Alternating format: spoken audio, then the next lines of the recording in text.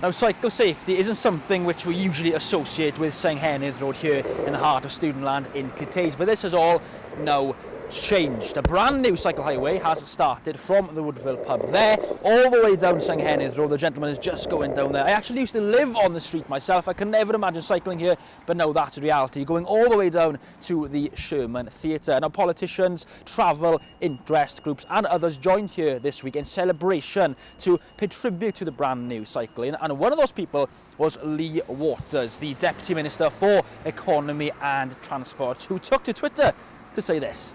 Well, this is a major step forward for active travel in Wales. This segregated lane right in the heart of the capital city sends a message that travelling on a bike is a normal thing to do. This is a big investment.